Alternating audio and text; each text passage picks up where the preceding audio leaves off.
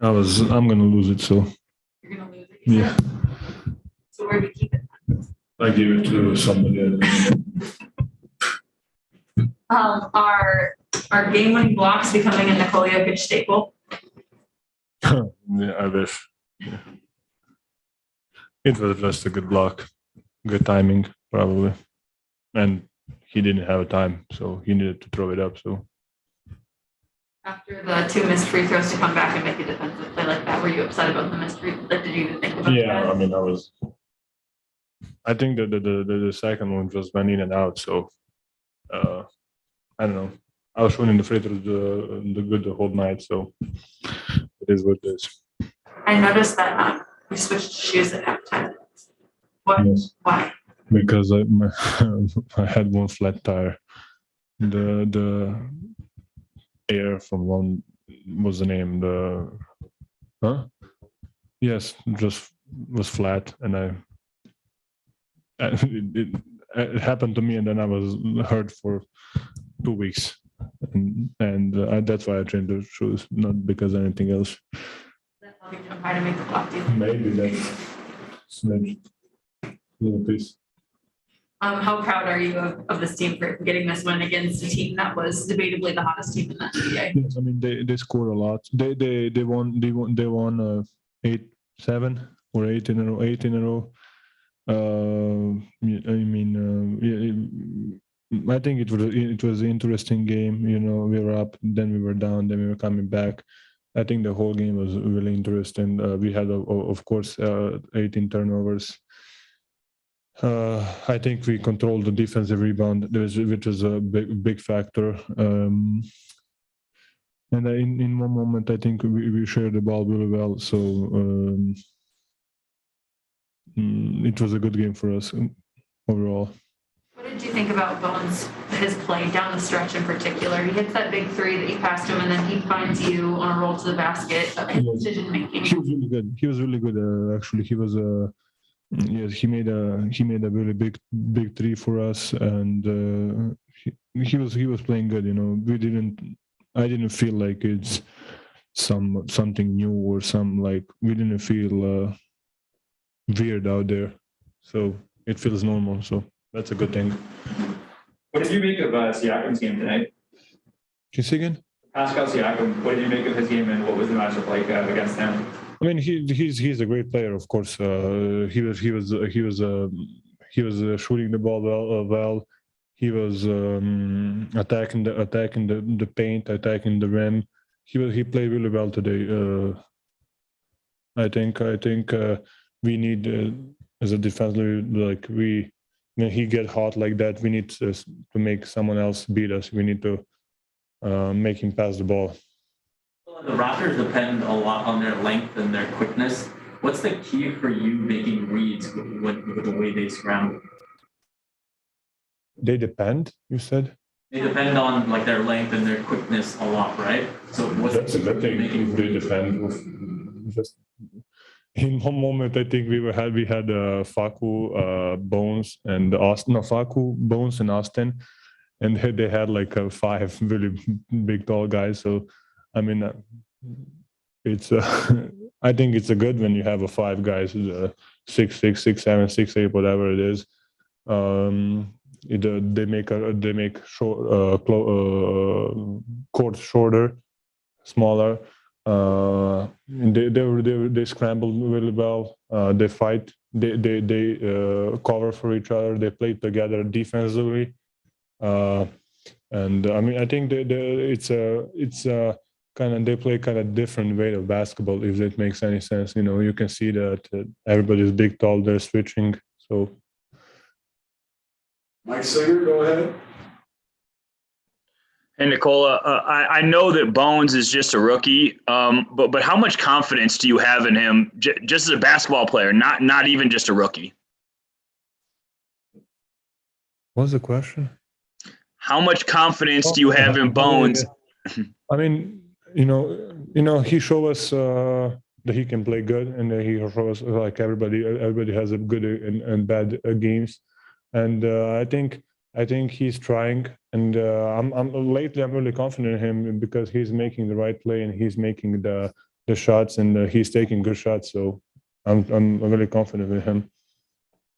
Brendan Boyd, go ahead. Last night, you mentioned that both you thought you and Will needed to play a little better. Curious how you thought each of you responded tonight. Let me see. I don't even know. I think we were a little bit better. Maybe we didn't have so much two-man game or whatever, but we didn't make so many mistakes as last night. I had a couple bad passes to him, but I think we were better than last night. I think last night was a really bad night for us, but today was much better. We'll go ahead and end with Alexander Jokic. Nikola, čestitam, izvanredna pobjeda, 28 poena, 15 skokova, 6 asistencija, prekinuli ste njihovih 8, pobjeda niz i tvoj blok u posljednjoj sekundi omogućio pobjedu, a bilo je teško jer je bilo back to back, znači došli ste kasno, čujem, u Toronto. Jeste, uvijek su teški kad igramo back to back, kad moramo da putujemo malo duže, ali dobro, pobedili smo, što najvažnije, bila je interesantna utakmica što se mene tiče, menjali smo se u vodstvu, oni su bili 7-8 pa smo mi vodili, tako da je bila cijela utakmica, je bila klackalica, tako da kažem, na kraju mi smo dali neki koš, oni su promašili, skočili smo, oni su pravili faul, ja sam promašio 2 bacanja, oni su imali otvoren ili šut preko ruke, onda su oni skočili, dečko nije imao vremena, morao je da šutne, ja sam uvatio loptu, blokirao, tako da to povedali smo, drago mi je.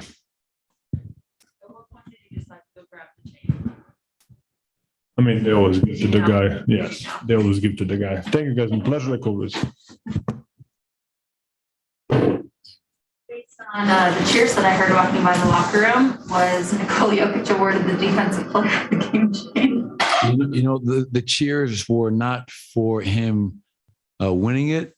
The cheers were for him taking it. So as I walked into the locker room with it, even before I could announce who won it, he went over and just said, "I'll take this." And he put it on, and the locker room went crazy. So he beat me to it. Obviously, that's another game-sealing block by Nikola Jokic. Incredible play to block OG Anunoby's offensive rebound putback. I'm really proud of our group. Not an easy back-to-back. We've come to the East Coast 6 different times this year, and at Boston last night, tough physical game, tough loss. Get in late, get through customs, and know people in these stands. We fought, we competed, and we found a way. And this was a really big win. They had won more games than anybody lately, and everybody contributed. I thought Bones Hyland, huge 3 down the stretch. Thought our bench was really good. So we got 2 games left. We got to go home and get ready for Orlando. What were your emotions on that final possession defensively? I was frustrated because the possession prior, there was a breakdown, and Freddie VanVleet, who is an all-star, gets open for a 3. So we were really lucky to win the game. Those breakdowns can't happen. And then how often do you ever see Nikola miss 2 free throws in a row? So now, instead of being up a 2-possession lead, it's a 1-point game, 12 seconds to go, they have the ball. And Siakam has gotten whatever he wanted all night. They run the same play. VanVleet gets another good look, and then we give up an offensive rebound, but once again, Nikola saves the day. So that was the situation we're in. I think we won a lot of close games this year, 1-possession games, and tonight was just another example of doing just enough on both ends to pull out the win. What do you think, the difference was, I guess, in this game in the second half in particular? You mixed in a little bit of zone. How did you find yourself in an opportunity to win this game at the end? Yeah, well, I think the one thing that jumps out, obviously the turnovers are still an issue, 18 for 22, but we did have 28 assists, which I think is a great number for us. And anytime we're over 25, our win-loss record is tremendous. But the rebounding, we were plus 15 on the glass. That's the one number that jumps out. They only scored 23 points in the fourth quarter, Katie, which is a really good number. But I think when you can out-rebound a team 50 to 35, that usually bodes well for you. You mentioned Bones, and after the last game, you had said, I wish I would have put him in at the end of that last game. And the minutes that he had down the stretch, he made some really big plays. What can you say about the way that he's growing up a little bit more with this team? Well, the young man is not scared. He's not scared of the moment. He's a tough kid. 11 points, 4 assists, 4 rebounds, and we drew up a play late to get him and Nikola involved in a screen and roll. They doubled Nikola, and I wanted Bones to be that first guy in front of the double team, and there was no hesitation. We missed as a team a lot of open shots tonight, and there was a point in that third quarter where he had missed some open looks. I could see him getting down. I just grabbed him and said, "Listen, man, keep on shooting the ball. You're a good shooter. You're taking good shots. They're going to fall." The last thing I wanted to do is to start hesitating and turning down open shots, because against that team, you have to take what they give you. Coach, Pascal was obviously at a really high level in 2019-20, makes the All-NBA second team, then goes through a bit of struggle. Is he, in your opinion, at an even higher level than was then? It's tough for me to really say that, because I don't see them play enough. But I will say is this: he was at a high level tonight. Obviously, he was incredible. 35, 7 assists, 10 rebounds. 2 steals. He impacted the game in so many ways. Even late, for a guy like that who's having a game, to make the play to get Freddie VanVleet to 3. He's scoring, he's playmaking, he's rebounding, he's defending, and that's why he's been an all-star in this league. He has that type of talent and potential. So, he's a hell of a player. As far as game planning against the Raptors now, how much has Gary Trent Jr.'s name sort of become a part of that, and how important was it to keep him sort of cool tonight? Oh, it was. I think he's a hell of a player. We know him from being in our division in the West in Portland, so we've had battles with him. He's a guy that brings it on both ends of the floor, and just a terrific 3-point shooter. So going in, we stressed to our guys, last 10, the number 1 3-point shooting team in the league, the Toronto Raptors, led by Gary Trent, taking around 10 a game, and Freddie VanVleet taking almost 11 a game. So that was a huge component and point of emphasis coming in. Obviously, we adhered to it in terms of Gary. We didn't listen in terms of Freddie. So we got one of the guys, off the 3-point line. But yeah, Gary is. They have a young, exciting team. They really do, and that backcourt is. Offensively, man, they can put numbers up in a hurry. Go ahead, Mike Singer. Hey, Michael, back to Bones for a second. I think he turned it over on a high-low trying to get Joker the ball down low earlier in the game. And then in the fourth quarter, he found him for that bucket late.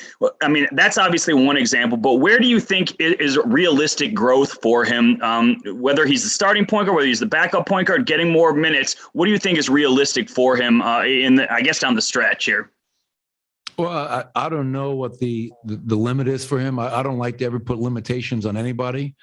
All I ask of Bones is to go out there and play to the best of his ability, to compete, to play hard. When things aren't going your way, to stay with it, not get down on yourself. Bones is like me. He'd be an awful poker player. You can read him like that. And he's got to find a way to, when things are going well, have a poker face. When things aren't going well, have a poker face and go out there and do your job, because it's never just about you. You're part of a much bigger thing, and that's our team. But I've seen so much improvement since we made the decision to make him a backup point guard, and he does not lack for confidence. He's got great quickness. You can't teach speed in this league, and he can make plays that some of our guys just can't make. So he's only going to get better, man. Experience is the best teacher, and these experiences are just going to allow him to mature and develop sooner rather than later. Hey, Bones. Hey, Katie. Good to see you. What was your reaction to that final play? To kind of walk me through what you were thinking that defensive possession. Oh man, it just show you, how great of a player, Jokic is, and how quick he can, forget about things. I know he was frustrated on them 2 free throws that he missed, but, we came to him like, bro, don't worry about that. This is the biggest, stop right here of the game. And, we counted on him. We knew, something was going to come involved with him. We just said, just get this stop for us. As soon as he got the block, we just ran over there to him and just celebrated with him just so he can, relieve that, that the 2 misses off of him. We just so proud of you just for that. You were one of the first players off the bench jumping up and down, trying to tackle him. Yeah. How happy were you? How exciting was that moment? It was very exciting because I know how it is, just to miss, big free throws like that, and it can have your mind roaming. But that's the biggest play of the game, stuff like that. You forget about that. You just won us the game, so we try to get Yoke to just forget about that play and celebrate, what he just did for the team to pull out the win. Speaking of that type of mentality, coach in the locker room post game pulled you aside, said big 3 that you hit, and he had mentioned that he pulled you aside in the game too when you were making shots and just keep shooting.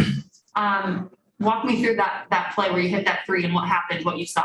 Yeah, throughout the game, I was getting great looks. Those shots I make, but they were just rimming in and out all game. But I'm like, I work so hard. I know I'm gonna hit one shot, and I know I'm gonna hit a big shot. So that whole game, in the 4th quarter, I'm like, I know it's a shot that's gonna be big time. I know I'm gonna hit a big time shot tonight, and that was a big shot. Just for us to go up 3, and with 2 minutes left, and then we just came out with the win after that. What makes you so fearless in those situations? Just from everything that I've been through, just from the environment that I grew up in, that's all the pressure that I had to grow up in, so now in these moments, I feel no pressure. So it's like, it's no pressure for me.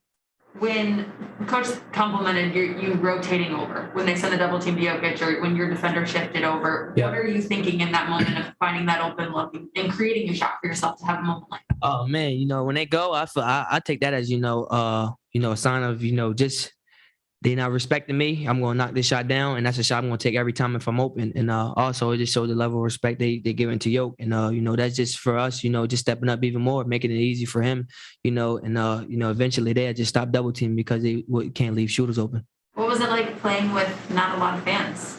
It took me back to college a little bit because that's how it was when I was in college. We had no fans. I actually like it too. It doesn't matter. At the end of the day, it's basketball. You got to create your own energy every time. So I actually liked it. It didn't throw me off or anything. It was just, it felt like it was a crowd in there, honestly, just from how everybody was into it and how everybody was celebrating each and every body basket. It was just a great team, and it was a great team when it was fun. Go ahead, Mike Singer. Hey, Bones, good to see you. Fred VanVleet's a guy, came from a mid-major. Wichita State ends up being an NBA All-Star. A, is he someone who you might look up to? And B, how valuable is it to go up against him? As a starting point guard tonight and get that run. It was great, just to go up against him. I know he's an all-star guy, but just to go up against him, it felt great, just to see how, he runs the point guard of his team, the things he does, just taking stuff from him, his game, et cetera, et cetera. And it just felt good to just go against Fred for sure. I don't know if you can hear me, but does it feel like you are getting your legs under you, with the starting yesterday, starting tonight, and getting to close tonight? Just how valuable are those experiences? Oh man, it just shows you, how long I've come, and also the level of trust, coaches installing into me. It just means the world to me just to be out there in them crucial moments because I want to be out there. I want to, take them big shots, and that's the type of player I am, and it's more to come for sure.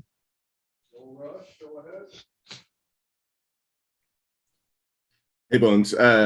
After you hit that big 3 down the stretch on that next possession, it seems like it might have been tempting for you to pull up for another, but instead you got the ball to Jokic in the post. But do you feel like you've seen some growth in yourself in terms of your decision-making at the point guard position and developing there? Yeah, for sure. I definitely wanted to pull up on that 3. I am not going to lie. I was very fiery, but, I just know time and score. And I know that they didn't have a big guy who can, contest Jokic shots down there. So I wanted to get the ball inside, and, he did what he did, and he scored a bucket for us. So when we went up 5, so that was big for us. I wanted to fire that, Katie. Hey, Bones, your vet Facundo Campazzo, you moved ahead of him in the rotation lately. And then these last 2 games, No Monte, he has to come in. 2 games on the road. What'd you see from your vet in these last 2? Fago's playing great, great basketball. That just shows the type of, the emotions, how he's not letting it get the best of him. And every time he gets his chances to come in, he's just performing and doing what he does. So that's just great for, Fago just to, keep coming in, just playing his game. He had some great plays down the stretch. He had a big 3 for us. He had a dime to, I believe it was the Marcus. It was somebody had a great, pocket pass to one of them, and it was a bucket. So just to see him out there and just knowing that, when adversity's hit him, he's not letting it break him. He's actually just, when his number's called, he's going out there and he's playing. So it's great just to see that part on Faku. You guys all good in here? Thank you, Bones. Thank you.